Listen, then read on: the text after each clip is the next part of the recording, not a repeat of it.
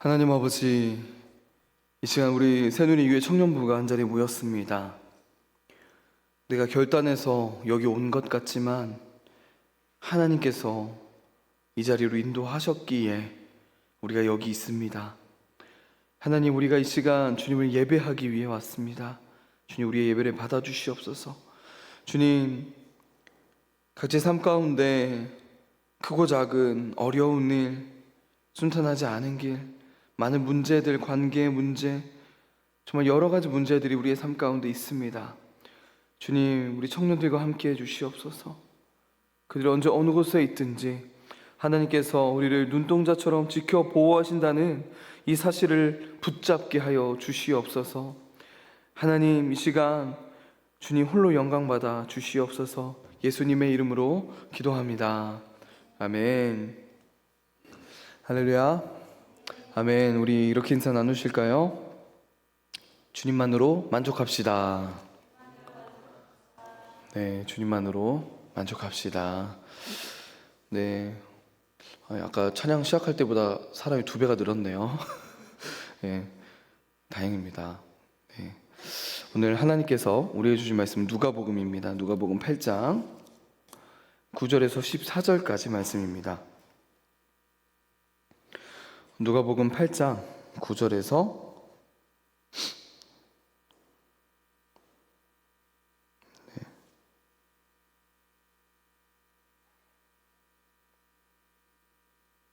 누가복음 18장이네요. 죄송합니다. 누가복음 18장 9절에서 14절까지 말씀, 저 한 절 여러분 한 절 읽겠습니다. 또 자기를 의롭다고 믿고 다른 사람을 멸시하는 자들에게 이 비유로 말씀하시되, 하나는 바리새인이요 하나는 세리라. 바리새인은 서서 따로 기도하여 이르되, 하나님이여, 나는 다른 사람들 곧 토색, 불의, 간음을 하는 자들과 같지 아니하고 이 세리와도 같지 아니함을 감사하나이다. 나는 일에 2번씩 금식하고 또 소득의 11조를 드리나이다. 세리는 멀리 서서 감히 눈을 들어 하늘을 쳐다보지도 못하고 다만 가슴을 치며 이르되, 하나님이여, 불쌍히 여기소서, 나는 죄인으로소이다 하였느니라. 함께 읽겠습니다. 내가 너희에게 이르노니 이에 저 바리새인이 아니고 이 사람이 의롭다 하심을 받았고 그의 집으로 내려갔느니라. 무릇 자기를 높이는 자는 낮아지고 자기를 낮추는 자는 높아지리라 하시니라. 아멘. 네, 오늘은 천국에 합당한 자, 하나님 나라에 합당한 자라는 제목으로 말씀 나누겠습니다. 네, 여러분, 의로운 사람이라는 말을 들으면 여러분 어떤 생각이 드시나요? 우리는 어떤 사람을 의로운 사람, 의인이라고 부릅니까? 보통 착한 사람을 그렇게 부르죠. 선을 베풀며 사는 사람이에요. 도덕적으로도 다른 사람들보다 더 나은 사람을 우리는 의롭다고 말합니다. 아니면 어떤 굉장한 깨달음이 있는 것, 그렇죠? 그런 사람을 말하고요. 그래서 수행을 하는 사람들이 실제로 꽤 있습니다. 여러분, 이 모든 것의 공통점이 무엇이죠? 바로 내가 무엇인가를 해야 된다는 거예요. 내가 무엇인가를 해서 그 사람이 의롭게 있다고 우리가 여겨주는 것이죠. 우리는 여러분 구원에 대해서도 이처럼 생각할 때가 참 많습니다. 우리는 보통 구원받을 만한 사람이 구원받는다고 생각해요.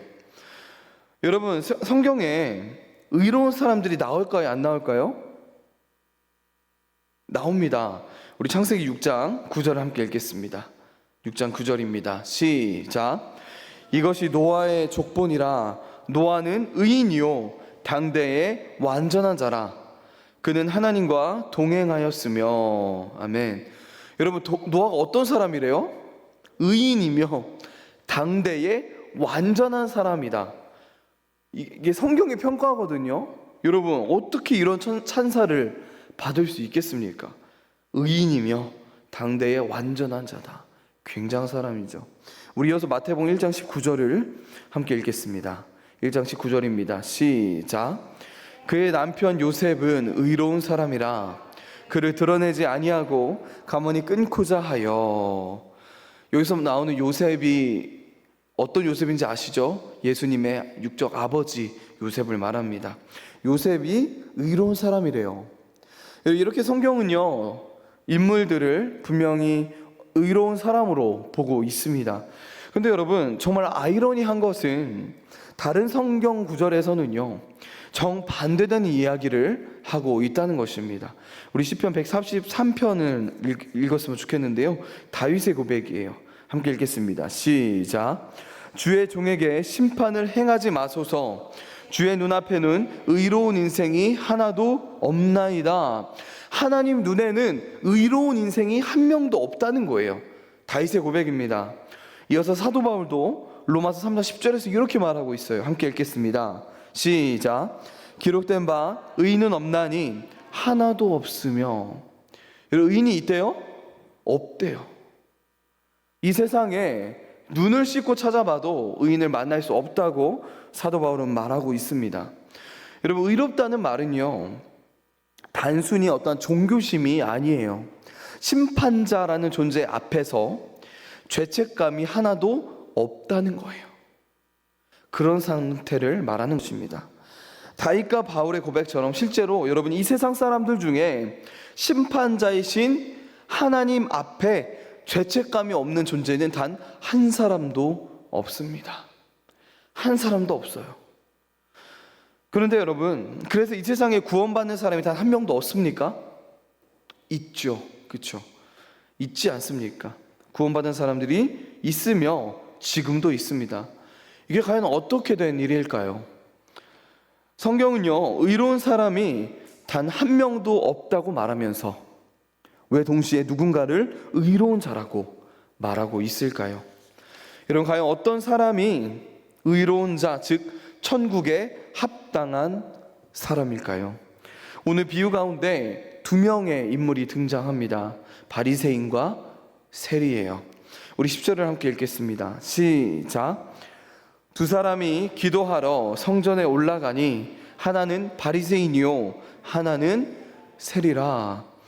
여러분, 이 두 명은 정말 극과 극의 평가를 받았던 사람입니다.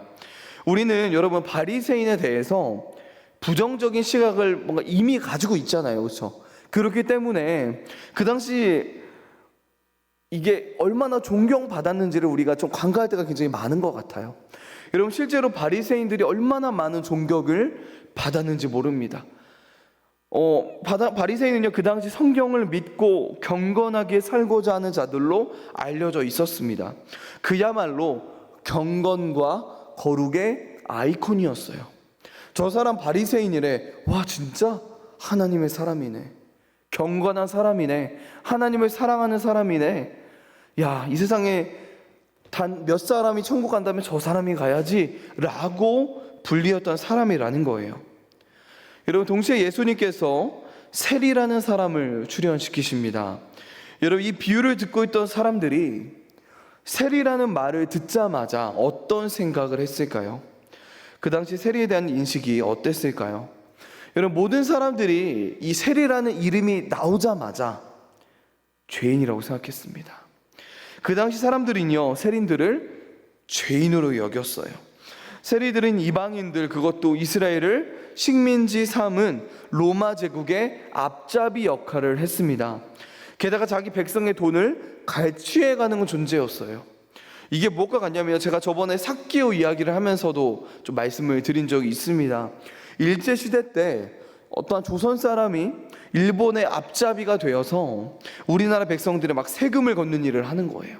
그것도 더 부당하게, 더 많이 겪어서, 더 걷어서 나머지를 내가 챙기는 것입니다. 극악무도한 사람이죠. 사실상 세리는요, 매국노와 다름없는 그런 존재였다는 거예요. 이렇게 이방인과 섞이고 동족을 등쳐 먹었으니 종교적으로나 사회적으로나 세리는 죄인이었습니다. 나쁜 놈들이었다는 거예요. 그에 반해 바리새인들은 당시 유대교의 종교인들을 대표하는 사람으로 경건하며 온 민족의 존경을 받고 있었습니다. 그런데 여러분, 이렇게 전혀 다른 두 사람이 같은 목적으로 성전을 향해 갑니다. 여러분, 이들이 뭐하러 성전에 갔죠?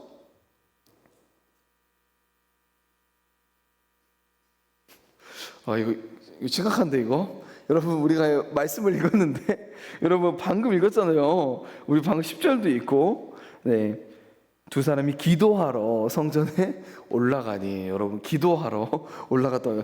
당황스럽네요. 여기서 막힐 줄 몰랐어요. 네, 기도하러 올라갔습니다. 여러분, 유대인들은 하루 3번 기도했다고 해요. 오전 9시, 오후 12시, 그리고 오후 3시에 이렇게 기도하는 습관이 있었다고 해요. 뿐만 아니라 그들은 개인적인 기도를 위해서도 편한 시간을 택해서 성전에 올라갔다고 해요. 여러분, 생각해 보세요. 굉장히 많이 기도한 거예요. 하루에 3번은 기본이고, 가서 뭐 5분만 기도하고 왔겠습니까? 굉장히 많이 기도를 했습니다. 여러분, 우리는요, 오늘 이 두 사람의 기도와 그들의 행동과 마음을 통해 무엇을 알 수 있습니까? 우리는 하나님의 나라에 들어가지 못하는 사람과 들어가는 사람의 어떤 차이점을 알 수 있습니다. 즉, 우리는 오늘 말씀을 통해 천국에 합당한 자의 특징에 대해 알 수 있다는 거예요. 여러분, 하나님 나라에 합당한 자의 특징은 무엇일까요? 하나님 나라에 합당한 자는요, 첫 번째로 나의 삶의 중심이 나 자신이 아니라 하나님입니다. 나의 삶의 중심이, 나의 주인이 하나님이라는 거예요. 오늘 이야기를 좀 자세히 들여다보겠습니다. 먼저 여러분, 바리새인이 어떻게 기도하죠? 가까이 서서 머리를 들어 하늘을 바라보며 기도합니다. 그렇죠? 바리새인의 기도를 보면요, 나라는 이 1인칭 주어가 많이 등장한다는 것을 우리가 발견할 수 있는데요. 우리 11절과 12절을 함께 읽겠습니다. 11절 12절입니다. 시작. 바리새인은 서서 따로 기도하여 이르되, 하나님이여, 나는 다른 사람들 곧 토색, 불의, 간음을 하는 자들과 같지 아니하고 이 세리와도 같지 아니함을 감사하나이다. 나는 일해에 2번씩 금식하고 또 소득의 11조를 드리나이다 하고. 여러분, 이 짧은 기도 안에 나라는 주어가 몇 개 나오죠? 2번 나옵니다. 나라는 단어가, 주어가 2번 나와요. 근데 여러분, 헬라어 성경을 보면요, 이렇게 되어 있어요. 하나님이여, 나는 다른 사람들 곧 토색, 불의, 간음을 하는 자들과 같지 아니하고 나는 이 세리와도 같지 아니함을 나는 감사하나이다. 나는 일해에 2번을 금식하고 또 나는 소득의 11조를 드리나이다. 여러분, 이 짧은 기도 안에 나라는 주어가 총 5번이 나옵니다. 우리는 이 짧은 기도를 통해 무엇을 알 수 있습니까? 이 바리새인의 삶의 중심에 누가 있다는 거예요? 자기 자신이 있다는 거예요. 하나님은 그저 들러리에 불과했다는 것입니다. 반면 세리의 언어와 문법은 어떻게 다를까요? 우리 13절을 함께 읽겠습니다. 13절입니다. 시작. 세리는 멀리 서서 감히 눈을 들어 하늘을 쳐다보지도 못하고 다만 가슴을 치며 이르되, 하나님이여, 불쌍히 여기소서, 나는 죄인으로소이다 하였느니라. 그냥 읽어보면 세리 역시 나라는 주어를 사용하는 것처럼 보여요. 그런데 여러분, 헬라어 성경을 보면 나라는 주어가 없습니다. 즉, 이렇게 번역이 가능해요. 하나님이여, 나 이 죄인을 불쌍히 여기소서.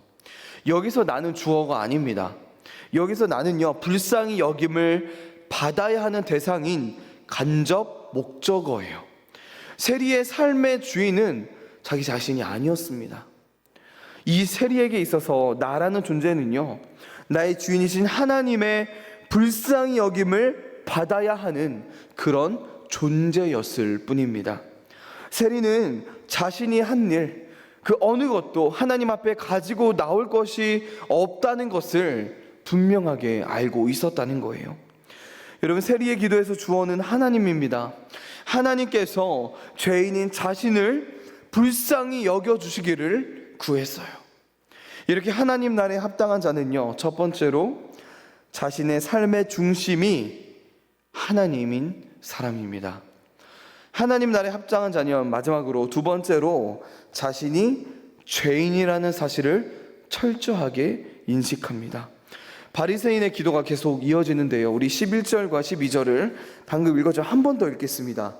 시작.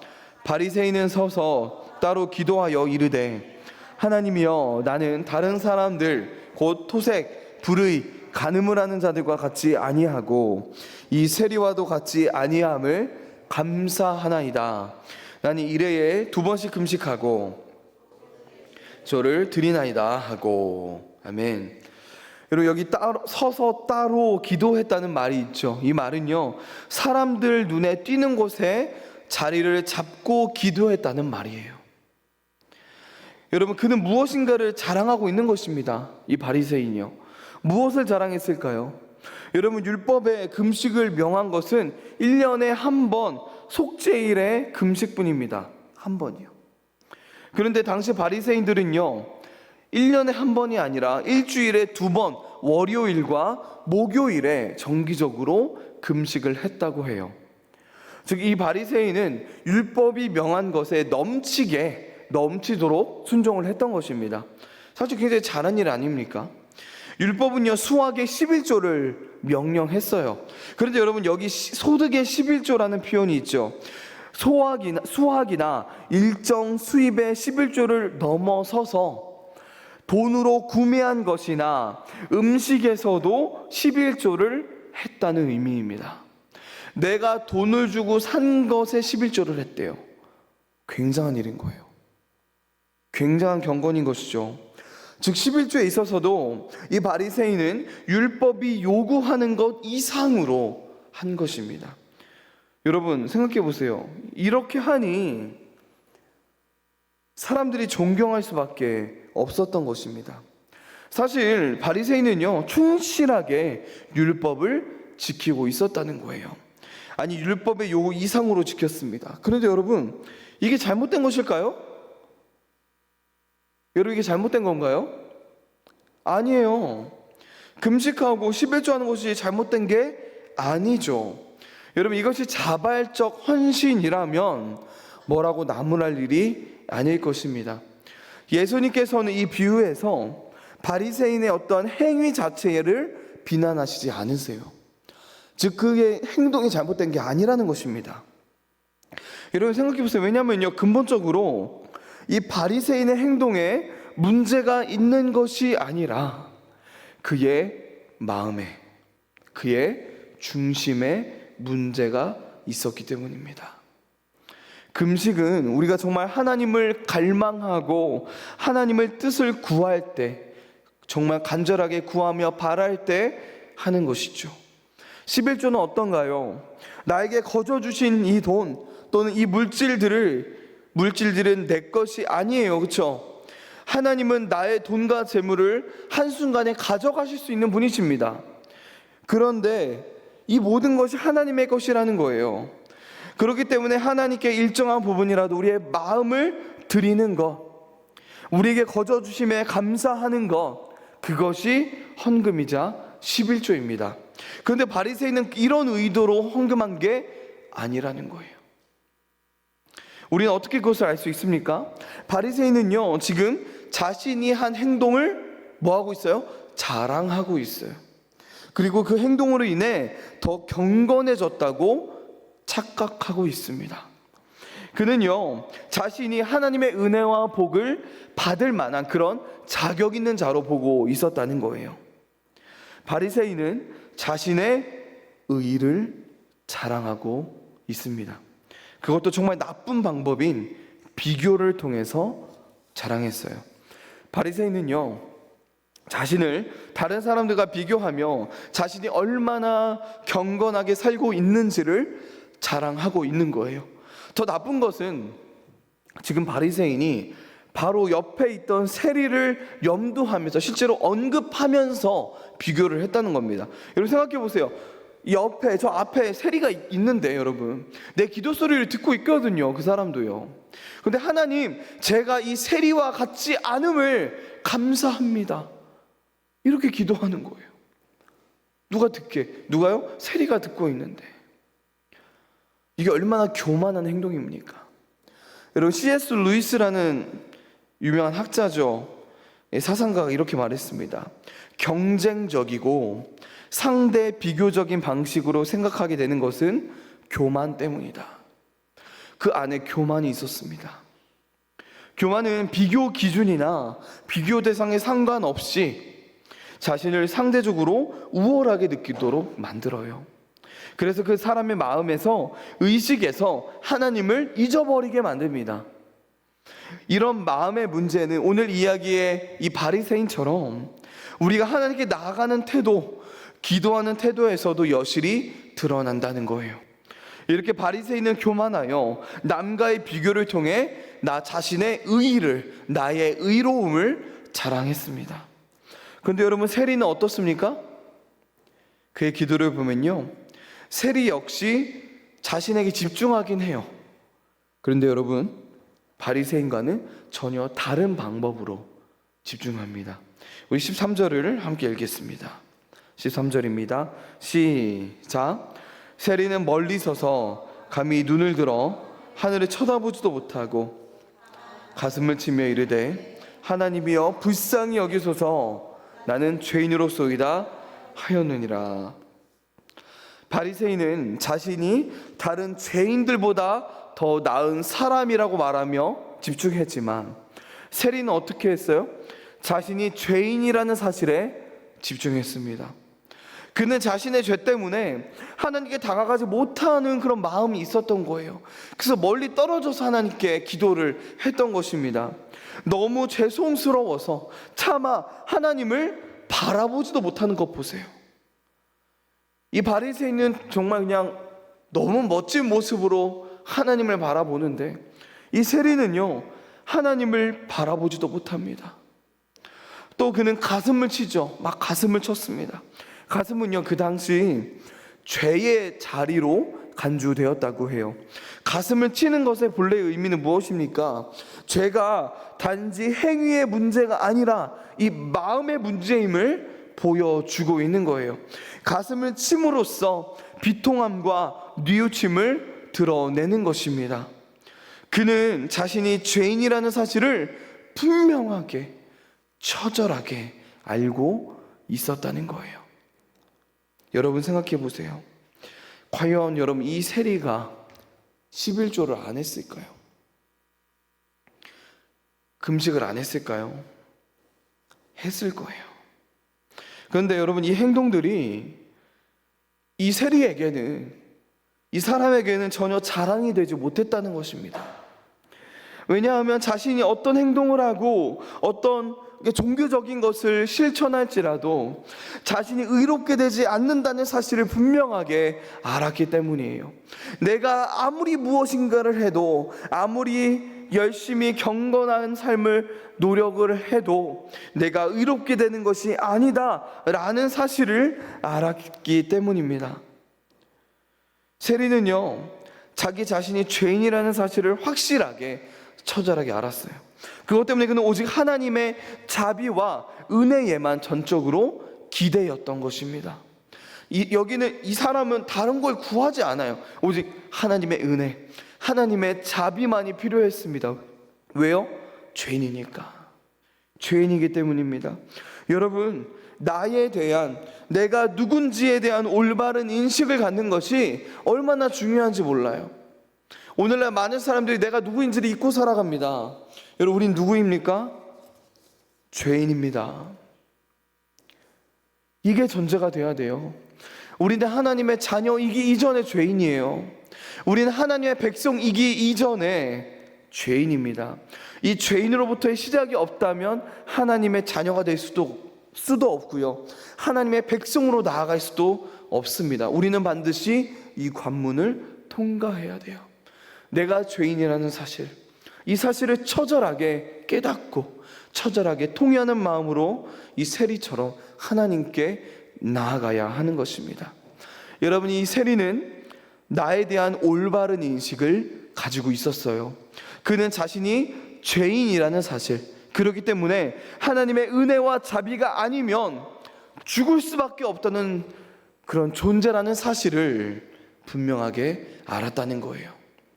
그러나 바리새인은 나에 대한 올바른 인식도 없으며 남도 비교하며 다른 사람을 멸시하기 바빴습니다. 여러분, 내가 죄인이라는 것을 철저하게 알기에 그리스도의 용서가 필요할 수밖에 없는 것입니다. 여러분 생각해 보세요. 내가 죄인이 아니면요, 예수님 왜 필요합니까? 그렇죠? 내가 죄인이 아니면요, 예수님은 필요 없는 존재예요. 내가 죄인이 아니면요, 예수님의 십자가와 부활은 나랑 1도 상관없는 사건일 뿐입니다. 내가 죄인이어야 돼요. 이 사실을 이 세리처럼 철저하게 알아야 하는 것입니다. 내가 죄인이라는 사실을 알기에 하나님의 자비를 구할 수밖에 없는 것입니다. 이렇게 천국에 합당한 자는 자신이 죄인이라는 사실을 분명하게 알고 있습니다. 여러분, 결국 이 이야기의 결론이 어떻게 됐습니까? 우리 14절을 함께 읽겠습니다. 시작. 내가 너희에게 이르노니 이에 저 바리새인이 아니고 를 받고 그의 집으로 내려갔으니라. 무릇 자기를 높이는 자는 낮아지고 자기를 낮추는 자는 높아지리라 하시니라. 아멘. 여러분, 지금 예수님 앞에 있던 수많은 사람들이 지금 방금 14절을 읽었잖아요. 13절까지의 예수님의 말씀을 딱 들으면 어떤 결론을 내렸을 거예요? 그들이 역시 바리새인은 다르구나. 멋지다. 역시 바리새인 같은 사람이 없어. 바리새인이 하나님께 인정받겠구나. 하나님이 이 바리새인의 기도에 응답하겠구나 라고 분명하게 생각했을 거예요. 근데 여러분, 예수님은 정반대의 말씀을 하시죠. 바리새인이 아니고 누가요? 세리가 의롭다 하심을 받고 집으로 돌아갔대요. 여러분, 누가 더 천국에 합당한 사람이라고요? 세리요. 여러분, 여기서 중요한 것은요, 세리가 의롭다 하심을 받았다는 사실입니다. 이게 중요해요. 여러분 기억하세요. 우리는 그리스도께서 우리 안에서 행하시는 의로움으로 의롭게 되는 것이 아니라 그리스도께서 우리를 위하시는 의롭다 하심을 받는다는 것입니다. 다른 말로요, 예수님이 우리 안에서 우리를 의로운 존재로 바꾸어 주셨고, 그래서 우리를 의롭다고 해주시는 게 아니라는 거예요. 예수님이 우리를 의로운 존재로 바꾸어 주시고 우리를 의롭다고 말씀해 주시는 게 아니라 우리는 여전히 죄인이지만 우리를 의롭다고 여겨 주신다는 거예요. 다름을 아시겠죠? 예수님이 우리 안에 오셔서 우리를 의롭게 바꾸어 주셔서 너 의로운 존재야라고 말씀해 주시는 게 아니라 여전히 우리가 죄인임에도 불구하고 여전히 죄를 짓고 있음에도 불구하고 예수님께서 너 의로운 자야 라고 선언해 주시는 것, 바로 이것이라는 것입니다. 여러분, 이것이 뭐예요? 칭의입니다. 칭의. 여러분, 칭의란 예수 그리스도의 완전한 의로우심. 여러분, 이 세상에 의로운 사람이 전혀 없다고 말씀드렸습니다. 근데 딱 한 사람이 있어요. 누구예요? 예수님. 예수 그리스도께서는 성육신하시어 이 땅에서 육신의 옷을 입고 약 30년의 인생을 사셨습니다. 그 인생 동안 완전한 의로우심을 이루셨어요. 죄가 없으셨다는 것입니다. 이렇게 칭의란 예수 그리스도의 완전한 의로우심을 죄인들에게 전가함으로써, 예수님의 의로우심을 죄인들에게 전가함으로써 죄인에게 죄가 있다고 하지 않으시고, 즉 하나님께서 예수님을 보시고 그 죄인에게 너 죄 없어라고 말해 주시는 것, 이것이 칭의라는 거예요. 여러분, 예수님께서 우리를 의롭다고 여겨주시는 게 우리가 잘나서가 아니라는 것입니다. 순전히 예수님을 보시고 예수님의 완전한 그 의로움을 보시고, 그러니까 렌즈와 같은 거예요. 그걸 투영하시는 거예요. 예수님을 보시고 우리를 보시는 거예요. 예수님의 의가 우리의 의가 되는 것입니다. 그렇게 여겨주시는 거예요. 여러분, 이것이 바로 하나님의 위대한 행위입니다. 칭의예요. 우리 로마서 3장 23절 24절을 함께 읽겠습니다. 시작. 모든 사람이 죄를 범하였음에 하나님의 영광에 이르지 못하더니 그리스도 예수 안에 있는 속량으로 말미암아 하나님의 은혜로 값없이 의롭다 하심을 얻은 자 되었느니라. 아멘. 방금 제가 설명한 게 이것이죠. 모든 사람이 죄를 범하였습니다. 한 명의 예외도 없이요. 모든 사람이 죄를 범해서 하나님께 닿을 수 없는 그런 상태에 놓여 있었다고요. 그러나 예수 그리스도 안에 있는 성령으로 말미암아 예수님의 십자가와 그분의 부활하심으로 말미암아 하나님의 은혜로 값없이 의롭다 하심을 우리가 얻은 자가 되었다는 거예요. 얻었습니다. 우리가 성취한 게 아니에요. 우리가 쟁취한 게 아닙니다. 얻은 거예요. 하나님의 은혜로 이 의를 얻게 된 것입니다. 여러분, 왜 칭의가 반드시 필요합니까? 그것은 인간이 죄로 인해 타락한 본성을 가지고 있으며 이에 대한 결과로 반드시 하나님의 법적 심판과 형벌을 피할 수 없기 때문이에요. 여러분, 모든 사람들이 죽고 나서 어디에 섭니까? 하나님 앞에 설 거예요. 모두가, 교회 다니는 사람이든 안 다니는 사람이든 모두가 하나님 앞에 서게 될 것입니다. 그때 하나님께서 우리의 모든 죄를 밝히실 거예요. 모든 죄를. 근데 여러분, 그리스도 예수 안에 있는 자는 거기서 어떻게 되는지 아십니까? 그러지 않은 자는 너 예수 그리스도의 자녀가 아니네, 예수 그리스도의 사람이 아니네, 다 제껴진다고요. 그러나 여러분, 예수 그리스도 안에 있는 사람한테는 너 의로운 사람이야 라고 궁극적으로 선언해 주실 것입니다. 근데 여러분, 우리가 잘나서가 아니라는 거예요. 누구를 보시고요? 예수님을 보시고 예수님의 의를 우리의 의로 여겨 주십니다. 여러분, 칭의는요, 죄인이 하나님 앞에 의인으로 설 수 있도록 새로운 법적 지위를 부여하는 것입니다. 그러니까 새로운 법적 지위가 부여되는 거예요. 하나님께서 우리를 의롭다 하심으로 말미암아 우리의 의를 가지고 심판자이신 예수님께 가면 죽을 뿐입니다. 아까 말씀드렸죠? 나의 이 의를 가지고 열심과 선행과 도덕적 열심을 가지고 하나님께 가면요, 죽음밖에 없다는 거예요. 그러나 우리가 예수 그리스도의 의를 가지고 갈 때 우리에게 생명이 있습니다. 예수 그리스도의 완전하고도 온전한 의가 죄인들에게, 저와 여러분에게 전가가 된 것입니다. 이제 말씀을 마무리하겠습니다. 여러분, 우리가 시작할 때 나눈 것처럼 성경은 분명하게 이 세상에 의인은 한 명도 없다라고 선포했죠. 그런데 왜 성경에 의로운 자라는 타이틀이 존재하는 것입니까? 하나님이 의롭다고 여겨 주신 것입니다. 의로워서가 아니라 누구를 보시고? 예수님을 보시고 의로운 자로 여겨 주신 것입니다. 내가 의로워서 나를 의롭다고 여겨주신 게 아니라 나는 여전히 죄인이며 의롭지 않은 사람이지만 무슨 이유인지는 모르지만 나를 의롭다고 여겨주셨다는 거예요. 그분의 은혜와 사랑으로 말미암아 말입니다. 여러분, 이렇게 천국에 합당한 자는 어떤 사람들입니까? 하나님으로부터 의롭다 하심을 얻은 자들이 천국에 합당한 자들입니다. 착한 사람이 천국에 합당한 게 아니고요, 교회를 열심히 다닌 사람이 천국에 합당한 사람이 아니고요, 봉사 많이 하고 성경 많이 읽은 사람이, 전도 많이 한 사람이 천국에 합당한 사람이 아니라요, 하나님으로부터 의롭다 하심을 얻은 그런 존재가 천국에 합당한 존재입니다. 그리고 여러분, 이렇게 하나님께 의롭다 하심을 받은 존재는 오늘 어떤 존재라고 나누었습니까?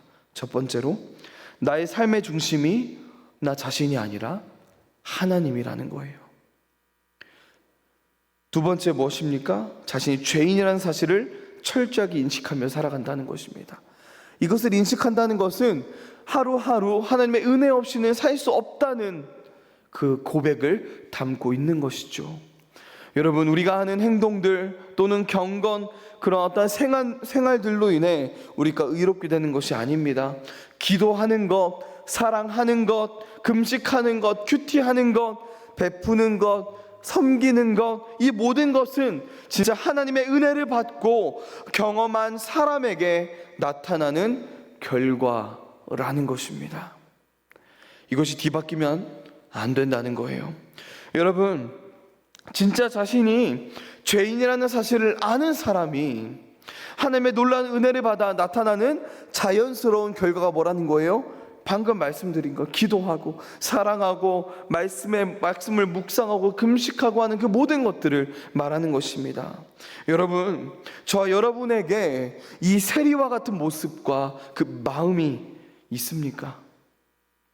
이 세리의 모습과 행동으로 드러난 이 천국에 합당한 자의 모습이 저와 여러분의 삶에 나타나고 있는지 돌아봤으면 좋겠습니다. 여러분, 천국에 합당한 자는 자신의 의와 노력으로 구원을 이루는 존재가 아니에요. 천국에 합당한 자는요, 자신이 죄인이라는 사실을 철저하게 알아 예수 그리스도의 용서와 자비를 구하는 존재입니다. 하나님의 은혜와 자비를 바라고 그것만을 바랄 수밖에 없는 존재라는 거예요. 즉 나의 의와 힘과 노력으로 살아가는 것이 아니라 내가 죄인이기에 나의 의로는 구원받을 수 없다는 것을 내가 너무나도 잘 알기에 나의 주인이신 예수 그리스도의 의를 힘입어 살아가는 존재입니다. 이렇게 하나님이 나의 삶의 중심이 되어 그리고 내가 죄인이라는 사실을 잊지 않고 살아가는, 그렇게 천국에 합당한 자로서 살아가는 우리 모두 되길 소망합니다. 우리 함께 기도하기 전 이 찬양을